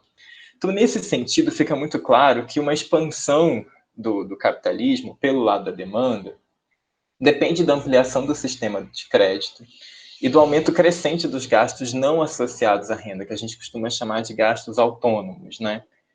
E que, pelo lado da oferta, depende da expropriação e da privatização. A Rosa Luxemburgo é uma autora comunista que pensa o capitalismo e os movimentos dele para construir o processo revolucionário na Alemanha. E ela foi muito crítica da Revolução Russa, né? E com base naquela experiência e no entendimento dela do que era o imperialismo, porque ela usa essa teoria para entender o tempo dela, ela vai trazer a questão dos gastos autônomos dos mercados externos para apontar que todo o processo de expansão do capitalismo, que usa da colonização por conta das exportações e que usa da privatização da dimensão pública da vida por conta do Estado ser também mecanismo que a classe capitalista tem para conseguir expandir o capital, ela está sempre fazendo essa reflexão, dizendo que isso é um movimento de expropriação, que isso é um movimento de desarticulação das sociedades antigas a favor dessa. Eu não sei como é que está meu tempo, acabou, não acabou? Chegando aqui no final, se puder concluir. Não sei falar. Não consigo ver vocês. Pedro, eu só tenho mais 1 minutinho para falar. Tudo bem. Tudo bem? Pode caminhar aí. Está chegando à conclusão, Ok. tá ótimo. Eu tenho 3 conclusões parciais a fazer com esse trabalho. A primeira é analítica, né? Ao separar analiticamente a determinação do nível do produto da acumulação do capital, a teoria do Kalecki acabou abrindo espaço para o entendimento de que a reprodução ampliada do capital, crescimento de longo prazo, pudesse dar endogenamente. Ele perdeu de vista o papel dos gastos em exportação e do governo, é isso que eu quero dizer. Teórica, com o aumento da produção capitalista, só se efetiva com a expansão crescente da massa de mais valor, ao mesmo tempo em que reduz o valor das mercadorias. A reprodução ampliada depende da ampliação crescente da demanda, sendo esta ampliação a causa da expansão espoliadora e violenta do capital. E metodológica, parece mesmo que Kalecki tomou a aparência como essência, pois, não estando satisfeito com as formulações sobre o ciclo, nunca se perguntou sobre a origem do ciclo, ou seja, não o que o causa, mas sim o que, do ponto de vista histórico, justifica a sua existência, que isso tem a ver com o método materialista histórico. Bom, é isso, gente. Desculpa o pequeno estourar do tempo, mas é isso. Os desafios do online. Muito obrigado, Matheus. Muito obrigado a todos os apresentadores. Bem, a gente pode ter alguém batendo palmas, a gente pode bater palmas virtualmente. Não tenho prática nisso, tá? Mas a gente pode bater palmas virtualmente para todos os apresentadores. Muito obrigado. A gente vai abrir agora para as perguntas, tá? Bem, vamos ver como é que funciona a dinâmica aqui. A princípio, se alguém quiser perguntar, pode simplesmente abrir o microfone e perguntar. Se começar muita gente ao mesmo tempo, a gente organiza com uma listinha aqui no chat, tá? As pessoas se inscrevem a partir do chat. Mas vamos experimentar de início. Eu tenho algumas perguntas anotadas, mas alguém quer fazer colocar alguma questão?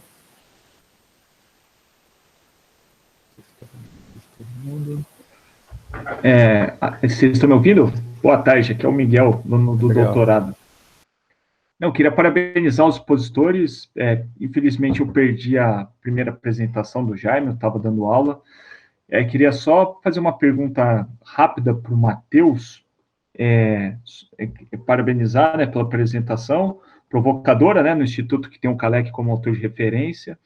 Importante fazer essa revisão crítica de todos, inclusive do Kalecki. Como ele entende o papel do grau de utilização no comportamento do investimento, que é um tema que eu acho que talvez seja a principal contribuição do Kalecki para a teoria da acumulação, e que ele, inclusive, parte da Rosa Luxemburgo, uma atenção a isso, e como ele vê, porque a tendência, toda a explicação da dinâmica capitalista para o Kalecki, ou para os kaleckianos, de alguma forma guardará algum tipo de relação com o grau de utilização, ou, em outras palavras, a acumulação de capital tem uma relação com o grau de utilização da capacidade instalada.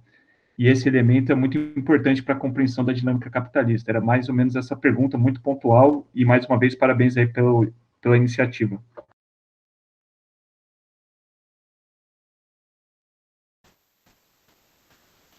Bem, vamos fazendo pergunta e respostas. Não precisa listar todas as perguntas de uma vez, ou não.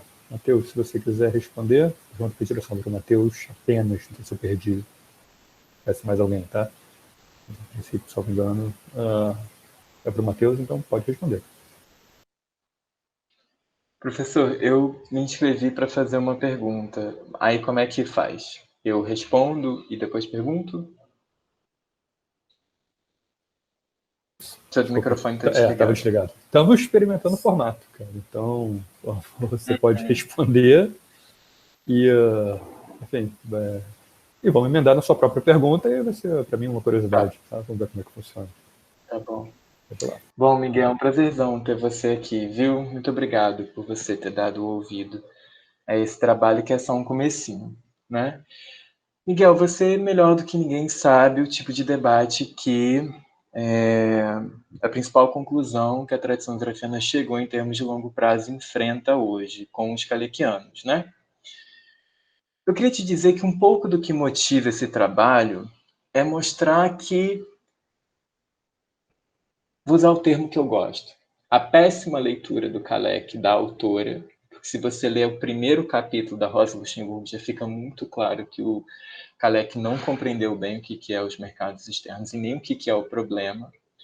Já deixa muito claro que essa separação analítica que ele fez da teoria do produto com a teoria da acumulação, esse gapzinho que dá ali nos esquemas de reprodução, o trai no sentido de colocar uma falsa questão, porque eclipsa a questão dos gastos autônomos, que já estava presente no pensamento econômico, que é mais velha que o Adam Smith, vem do tempo do James Stewart, para você ter ideia. Então, assim, o debate hoje do grau de utilização dentro da tradição kalekiana, eu acho que ela acolhe esse erro analítico do Kalec, né? Em separar a teoria do produto da acumulação. Uma coisa que não faz sentido para a tradição marxista, que está entendendo o movimento do capital no todo. Então tem uma questão de método aí muito importante, não dá para fazer uma análise desse tipo, né? Tanto que os esquemas de reprodução, Marx pensa a reprodução ampliada e simples a partir deles, né? Que o Kalec está fazendo um ajuste que está mudando um pouco o sentido metodológico. E por que eu estou te dizendo isso? Porque esse tipo de problema que é acolhido pela tradição kalekiana hipervaloriza a questão do grau de utilização, porque o Steiner percebeu o problema que estava no longo prazo no Kalec. O exercício aqui é dizer o seguinte: se a gente volta para trás e entende o que a Rosa Luxemburgo está trazendo, já fica claro que a questão dos gastos autônomos está relacionada com o processo de sustentação do crescimento a longo prazo do capitalismo, tá?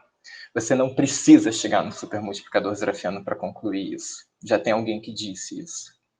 Nesse sentido, o que eu queria chamar a atenção era o seguinte: se a taxa de investimento, se o investimento é induzido e a taxa de investimento ela é explicada no longo prazo pelos gastos autônomos, não é muito mais interessante a gente já concebendo como é que funciona o mercado, sabendo que existe capacidade ociosa e a questão do grau de utilização, não é muito mais interessante a gente perceber como a dinâmica desses gastos está influenciando no crescimento? Né? Assim, a provocação que eu estou querendo trazer é o seguinte: até que ponto a questão que hoje em dia é o marco da tradição kalekiana responde sobre o longo prazo? Né? Matheus, vou te pedir para tentar só ser um pouquinho mais sucinto na Já resposta, foi. para a gente poder abrir para outras perguntas também, tá? Já foi. Valeu. E a outra pergunta, por acaso, é sua. Tá? Ok. Essa demandou um pouquinho de elaboração. Eu queria perguntar para o Siksu. Professor, eu tenho assim uma certa formação como historiador do pensamento econômico, e eu acho que assim ter o pensamento como objeto é sempre um desafio muito rico, né? E do ponto de vista metodológico, todo historiador do pensamento econômico, ele é fodido. Ai, não pode falar isso, tá gravando. Mas assim, ele se ferra numa questão que é essa coisa de você ser obrigado a tomar parte pelo todo. E tem uma tensão no seu trabalho que envolve isso, que é a seguinte, que é o que é a visão do Keynes sobre a Revolução Russa e o que foi o processo da Revolução Russa dentro das várias composições de classe. Por quê? Porque aquele fenômeno ele é explicado de maneira diferente, ele é entendido de maneira diferente a depender do seu lugar na sociedade. E para você conseguir trabalhar a dimensão histórica que tem o pensamento, isso tem que estar sempre tensionado, porque senão você perde a visão do todo, né? E assim, o que é a sua informação pode se tornar o que você está aprendendo como a realidade. Por isso que eu acho que essa tensão é interessante de ser observada. Eu queria te fazer uma pergunta assim, bem direta. Se o Keynes é um autor que está querendo transformar a sociedade, não está querendo salvar o capitalismo, por que ele defende uma sociedade de classes? Esse é o ponto. Ele está querendo alterar, eu já saquei, você traz essa reflexão, que é uma reflexão super interessante, ele não é 100% capitalista. Mas me parece que é um autor que, a partir do momento que defende a liberdade individual como condição para a eficiência, essa foi uma frase interessante que você falou, me parece que é um autor que está preservando algum tipo de relação de dominação, talvez de classe.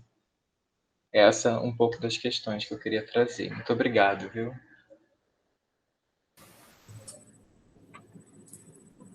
Pedro, como é que faz? Responde? Pode responder. Vai tentar ser bem sucinto. Bom, sobre a primeira questão, acho que a gente tem que ter um pouco de cuidado quando trabalha com história do pensamento econômico. Eu sei que não é fácil fazer isso, mas tentar ficar preso na esfera do pensamento econômico. Que, às vezes, o que acontece é que muitos pesquisadores deslizam da história do pensamento econômico para a história econômica. Fazem uma mistura que, às vezes, pode ajudar em alguma coisa, mas, às vezes, também pode atrapalhar. Então, eu não estou muito, no meu trabalho, não estou muito preocupado com os fatos da Revolução Russa. Eu até procurei me afastar desse conhecimento dos fatos que eu tenho. O que me interessa saber, o que me interessa interpretar, na verdade, é o pensamento do Keynes sobre a Revolução Russa. E, na verdade, estou falando sobre a Revolução Russa, mas isso vale para tudo. Né?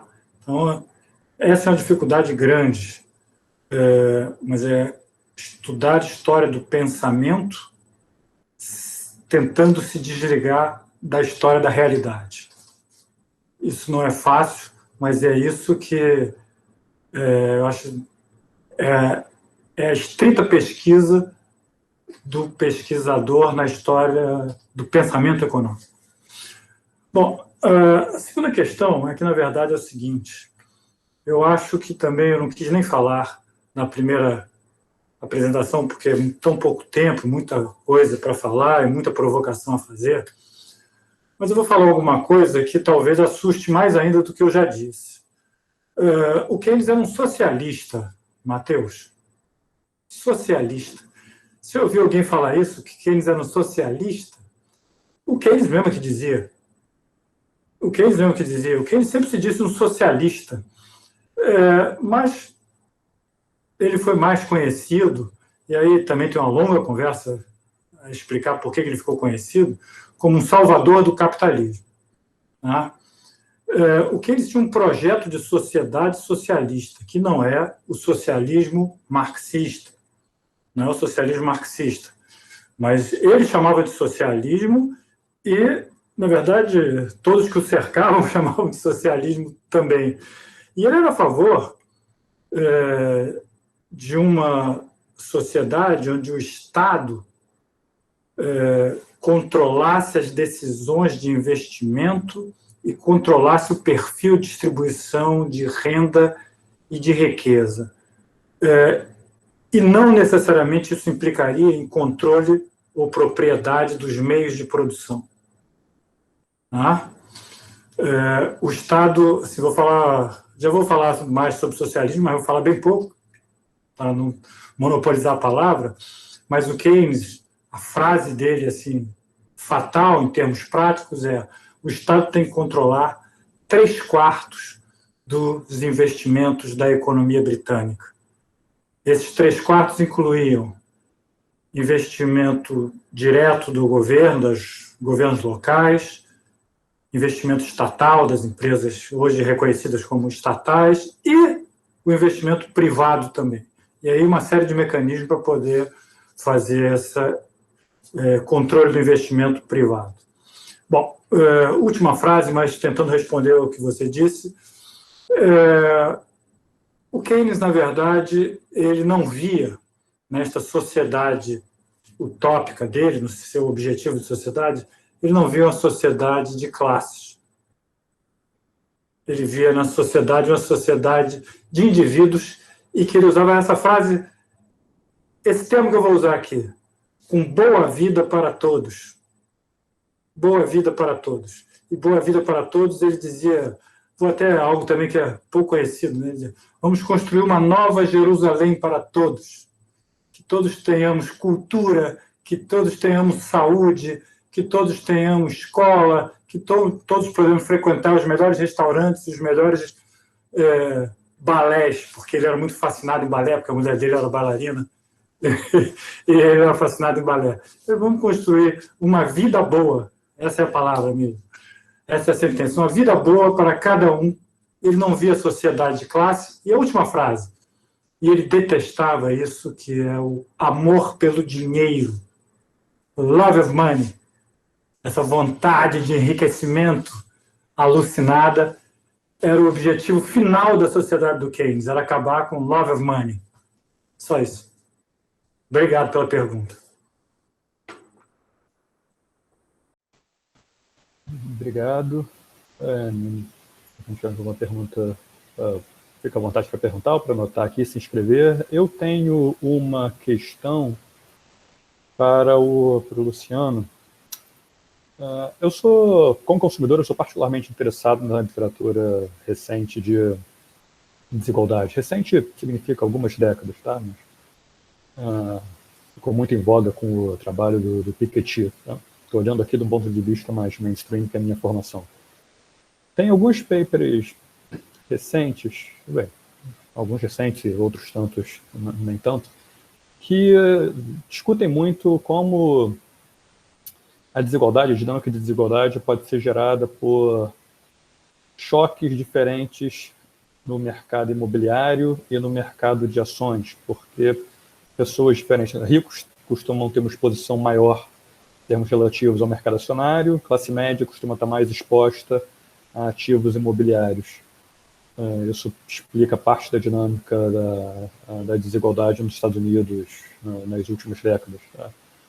E isso, na minha cabeça, coloca um questionamento sobre o uso de uma medida como participação do trabalho na renda como uma medida de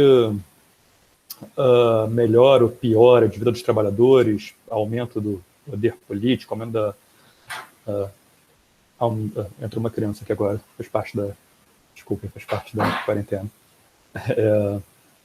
Você usou bastante essa medida de renda de trabalho, tá? Existe algum tipo de pesquisa recente que tente levar em consideração outras formas que os trabalhadores têm de obter renda? Talvez, deixa eu pensar no cenário caricato aqui, tá? Não que seja isso, mas possivelmente você tem uma queda da participação da renda do trabalho, no PIB, mas você tem um aumento da participação dos trabalhadores no mercado acionário, tá? Através de oportunidades de investimento para pequenos investidores, e possivelmente se compensa. Então, o cara dá na mesma, no final das contas. Não estou dizendo que seja isso, não, tá? Só a possibilidade teórica. Existe alguma avaliação disso para dizer, no final das contas, os trabalhadores estão melhor ou pior, essas políticas melhoraram ou pioraram a vida do trabalhador? Tá? Ou seja, qualquer medida que vá além apenas da renda do trabalho, como medida de renda do trabalhador, no final das contas pode ter outras fontes. Bom, Pedro, obrigado pela pergunta. Sem dúvida, existe bastante literatura sobre isso. Eu não sou o maior conhecedor da questão da desigualdade. Eu tenho trabalhado mais com a questão do poder de barganha, mas até na matéria Medeiros, ele deu Branco Milanovic, fala bastante disso. Enfim, mas então, na minha trajetória acadêmica, a questão da classe é uma coisa que eu acho muito importante e que justamente no artigo eu trabalho um pouco nisso, até na origem da economia, né? A economia política era tratada de classes e ao longo do século XIX tem essa questão da introdução do individualismo metodológico, da questão de se encarar a economia como indivíduos e não como classes sociais.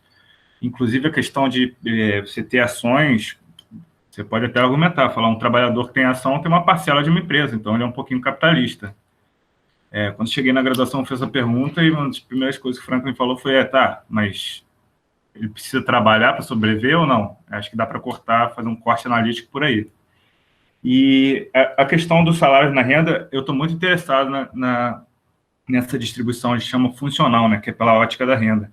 E ela é, inclusive, subestimada, porque os salários incluem também super salários de jogadores de futebol e CEO, managers, que ganham salários e estão, teoricamente, não são trabalhadores de estrito senso, né? Mas no artigo em si, eu trabalho também com a questão pessoal. Ali, quando eu boto os 10% da renda, 1% da renda, isso independe de ser trabalhadores ou capitalistas. E esses gráficos, a questão da desigualdade, eu falei que é meio tangencial ao trabalho, é mais uma questão de ilustrar como, tanto no aspecto funcional entre classes, quanto no aspecto pessoal entre indivíduos, a sociedade atingiu o pico de concentração de renda ali na virada dos anos 20 para os anos 30, e atingiu o pico de desconcentração de renda ali na virada dos anos 60 para os anos 70, e hoje, isso foi uma coisa que eu acabei não falando, hoje a gente está em níveis de concentração de renda similares a esse pico histórico dos anos 20 para os anos 30. Inclusive, eu termino o artigo falando justamente isso, é uma questão curiosa que a concentração de renda está em níveis tão alarmantes quanto esteve naquela época, e é muito curioso, inclusive, que a gente esteja observando como, naquela época, a ascensão de governos de extrema-direita. E aí fica a pergunta, né? Até que ponto a gente está frente a uma nova transição, que eu não me arrisco a fazer prognósticos e previsões, mas eu acho que a análise de todo esse processo é importante para entender para onde a gente está indo. Não exatamente para onde, qual velocidade, mas em que direção, pelo menos. Bom, acho que eu respondi. Bom, eu tenho uma curiosidade, uma pergunta aqui para o Siksu, mais uma curiosidade, na verdade. Que no seu artigo você fala que o Keynes foi muito influenciado pelos planos quinquenais, a questão do planejamento na Rússia. Você cita lá que ele teve conhecimento dos planos fascistas e tal, mas tem noção, assim, você que é um estudioso dele, de outra influência de planejamento estatal antes da Rússia soviética, se não no pensamento de Keynes, assim, pelo menos na economia como um todo, porque isso é uma questão que eu acho bastante interessante. E outro ponto que você falou foi também a questão que haveria New Deal mesmo sem depressão. Isso eu achei bastante curioso, isso se alinha bastante com o pensamento do Polanyi, que fala que o declínio do liberalismo do século XIX já estava ocorrendo, independente da Grande Depressão. Enfim, você acha que o New Deal ia ser a mesma coisa que foi? Você acha que ele ia ter menos capacidade de ser tão posto em prática? Ou não teria tantos estímulos à demanda efetiva? Não seria algo espalhado para outros países? Porque também não foi só... A gente fala do New Deal, que é uma coisa exemplificar, né? Mas aqui no Brasil, Vargas fez política pré-keynesiana, na Europa, enfim. Queria saber, assim, o que você acha que seria esse movimento sem a Grande Depressão? Pode falar, Pedro? Por favor. Bom, começar de trás para frente, parece que o New Deal ocorreria mesmo sem a Grande Depressão. Em verdade, o Roosevelt, antes de ser presidente, ele foi governador de Nova York, e ele, antes da Grande Depressão, e ele já tinha todas essas ideias de fazer planejamento. O diagnóstico que eles fazem da economia americana para lançar o New Deal não é nada daquele que é vulgarmente divulgado de que era preciso fazer um plano de obras para combater o desemprego. Na verdade, é uma avaliação estrutural do funcionamento do capitalismo americano e que, portanto, o capitalismo teria que ser reorganizado para que ele não viesse a ter não só aquela depressão, mas outras para frente. Então, ele tinha planos já enquanto governador, e o diagnóstico dos New Dealers, dos formuladores do New Deal, nunca foi esse aí de que, olha, faltou demanda, por isso tivemos depressão. Né? Isso é muito conhecido. Eu não vou me alongar aqui, mas a ideia deles é que havia um desequilíbrio de preços do setor industrial e do setor agrícola. E era isso que era preciso fazer uma reformulação estrutural. E essa reformulação estrutural envolvia muitas áreas, conforme eu falei aí, que eram áreas no trabalho, no setor financeiro, no setor empresarial, todas as áreas, na verdade. Então, eu penso que o New Deal ocorreria de fato. Bom, sobre experiências de planejamento, isso aí, a primeira experiência que eu conheço de planejamento organizado é o da União Soviética. Agora, de discussões sobre haver planejamento, isso já existia nos Estados Unidos e já existia na Europa. Inclusive, há uma discussão de americanos, tem um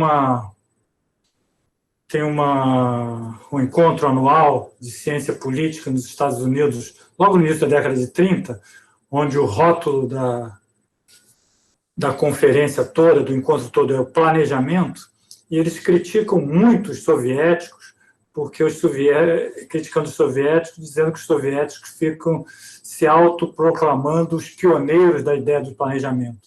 Os americanos dizem, não, somos nós inventamos isso antes, nós não implementamos isso antes. E também há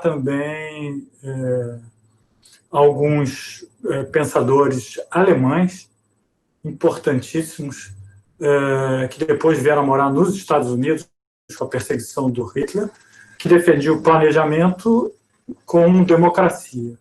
Então, eu conheço as experiências da Alemanha e dos Estados Unidos. Agora, de fato, de execução, o primeiro foi a União Soviética. Eu considero que o segundo foi o New Deal.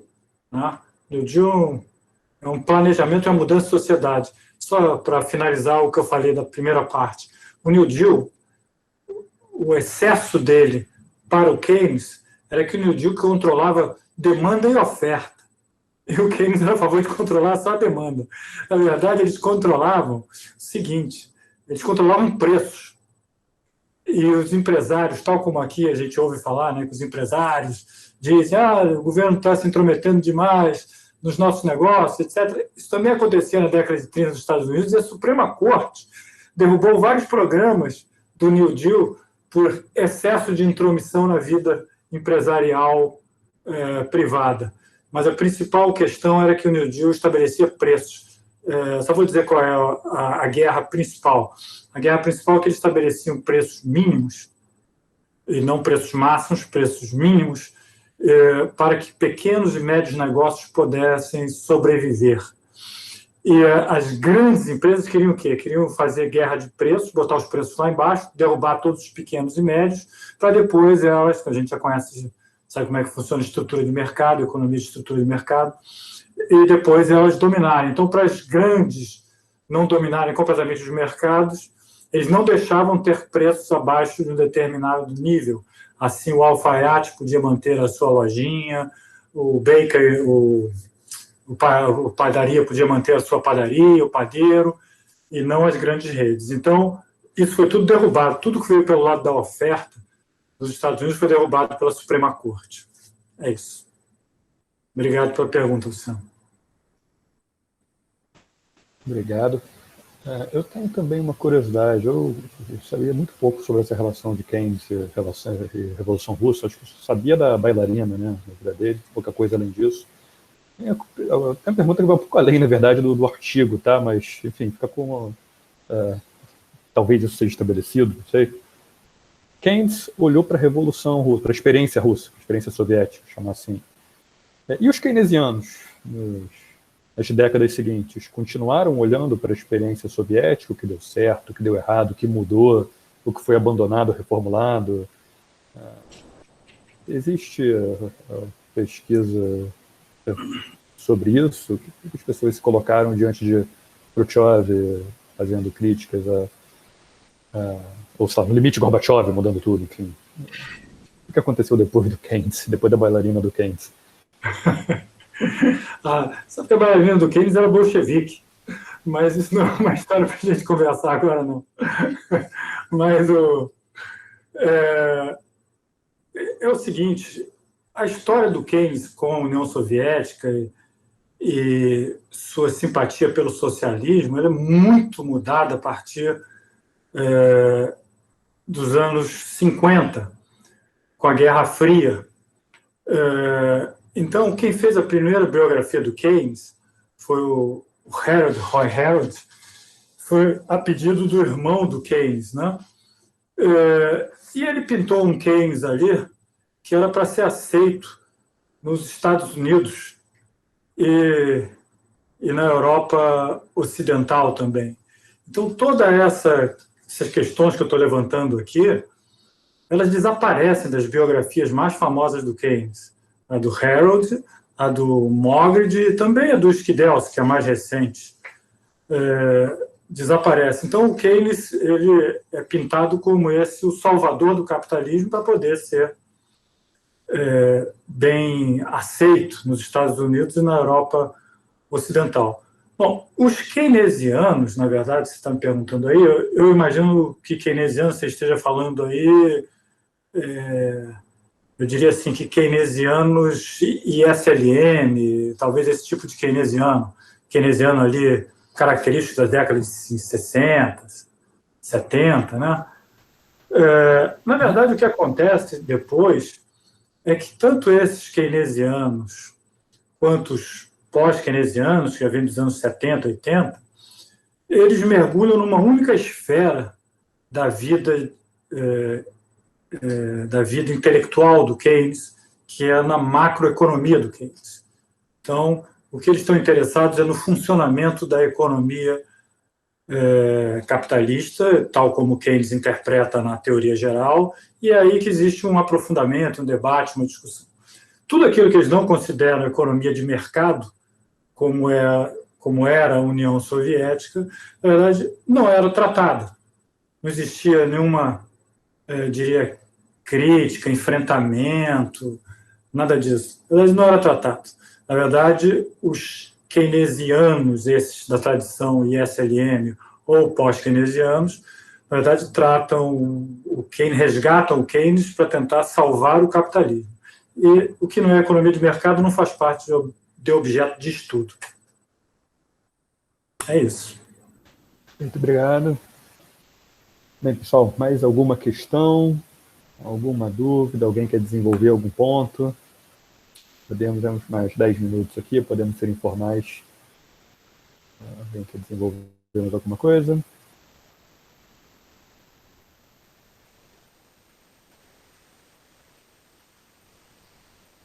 Bem. Eu quero dar uma palavra, Pedro. Por favor.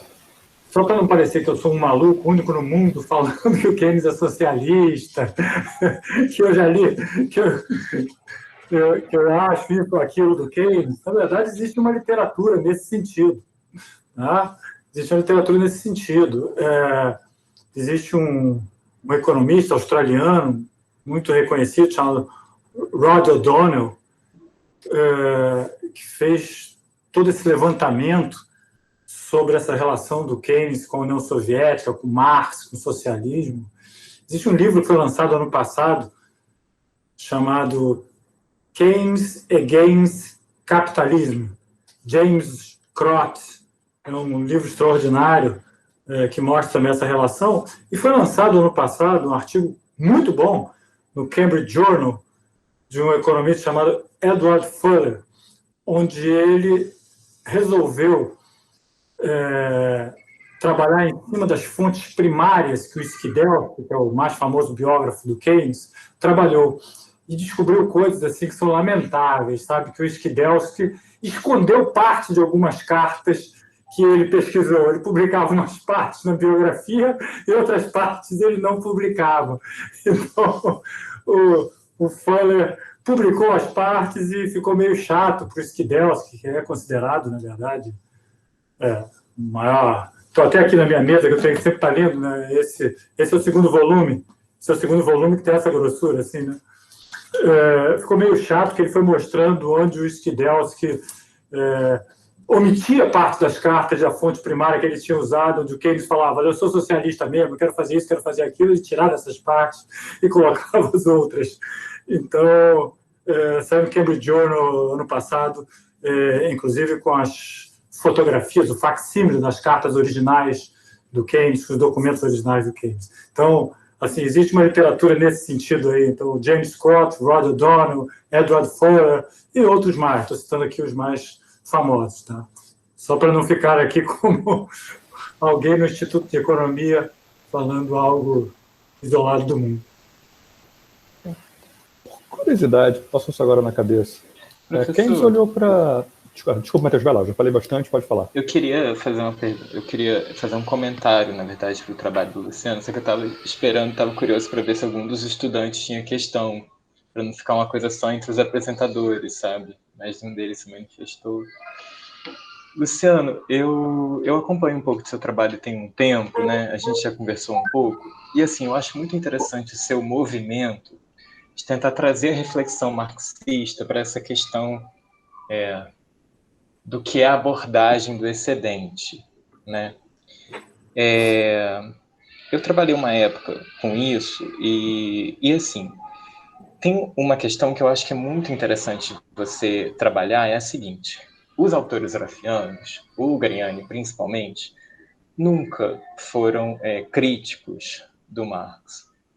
E eles, na verdade, fizeram todo um esforço de história do pensamento econômico em mostrar que a maneira como o Zarafa trabalhou a obra dele, a referência era no Marx, não era no Ricardo. Então, assim, só do trabalho dessa galera, você já tem muita coisa. Só que, assim, tem um termo no seu trabalho que ele é chave, que eu acho que ele te trai muito, que é a noção de conflito distributivo. O Zarafa está pegando a questão do Marx, da relação do valor com os preços de produção, e entendendo a questão da distribuição do mais-valor nesses termos, tá? Outra coisa é você ter a perspectiva da lei do valor, que o Zarafa deixa super claro, que é a base dele para entender o movimento dos preços, e dizer que a dinâmica do capitalismo é dada pelo conflito capital-trabalho.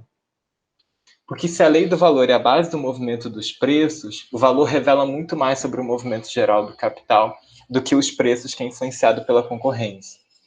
Então, assim, muito cuidado em dizer que o que determina a dinâmica é o conflito distributivo, tá? Porque o conflito distributivo ele pode velar a questão. É isso que o pós-guerra mostrou para a gente, né? Acontecia extração de mais-valia absoluta e relativa com ganho no salário real dos trabalhadores. O capitalismo é capaz de produzir isso.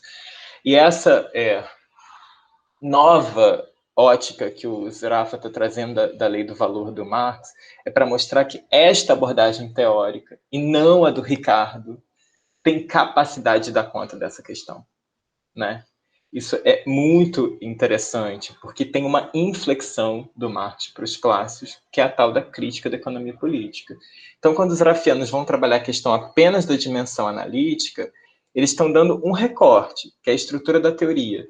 Mas entre os autores clássicos tem uma baita de uma diferença, inclusive do ponto de vista metodológico. O Smith e o Ricardo são quase opostos do ponto de vista metodológico. E o Marx nem se fala, né? E outra coisa, o pêndulo dialético é uma coisa bem curiosa, porque a dialética marxista gera contradição e dá movimento para um outro salto. Um pêndulo não faz isso. O seu pêndulo é meio hegeliano. Só implicância. Mas é 3 dimensões, cara. Ele pendula assim e vai para frente, entendeu? Não, sim, eu sei que a gente já discutiu bastante sobre isso, é uma questão bastante delicada. Eu confesso que também não tenho total domínio sobre toda a literatura ali do gigante que o pessoal está se apoiando para falar, e me incomoda um pouco essa questão de conflito distributivo, é como, para mim, se fosse um eufemismo para a luta de classes, né?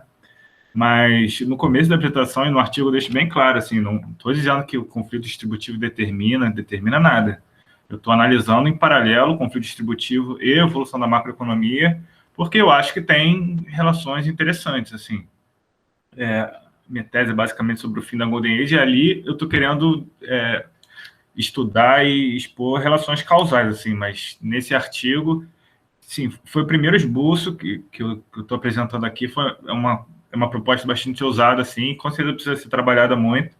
Eu parei em 20 páginas porque eu pensava justamente em mandar para congresso, mas eu quero desenvolver isso, é uma questão que eu acredito, e acho que, inclusive, o artigo do Sixto deve me ajudar bastante nisso, porque eu falo bastante da transição para o neoliberalismo, mas não tanto para o keynesianismo, e essa questão não só de estimular a demanda agregada, mas de planejamento é uma questão que eu acho muito interessante, pode enriquecer muito o artigo, mas é isso, essa questão mais metodológica, porque é uma proposta muito ousada, muita coisa ao mesmo tempo, é HPE com economia política, com macroeconomia. Eu sei que não é uma coisa simples, mas é uma tarefa que eu estou apenas no começo, e tem a questão metodológica, tem a questão epistemológica, e vamos lá, esse é só o primeiro passo, vamos lá, mas também, assim, não tenho compromisso com nada, não tenho nenhum problema em desagradar serafianos, não tenho nenhum compromisso com Marx, é só tentando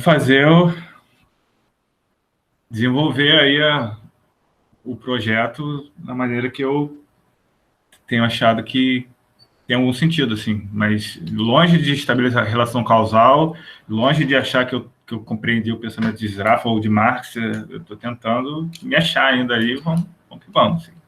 Por isso, acho que toda crítica, todo comentário é bem-vindo, e vamos que vamos.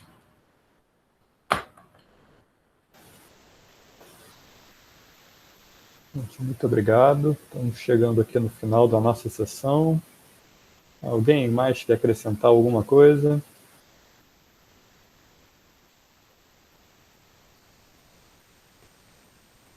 Bem, anotei aqui os nomes de quem precisa de certificado, tá? Se faltou alguém, por favor, me avisem. Se alguém não tiver colocado o nome aqui no chat, por favor, escreva ou me manda um e-mail depois. Com isso, a gente fecha a nossa sessão, essa primeira sessão da jornada. Muito obrigado aos apresentadores, muito obrigado a todo mundo que veio aqui participar. E esperamos que, como estou falando no início da apresentação, a jornada continue ajudando para a publicação de artigos e a roda continue girando, as coisas continuem funcionando bem, tá? Muito obrigado, gente.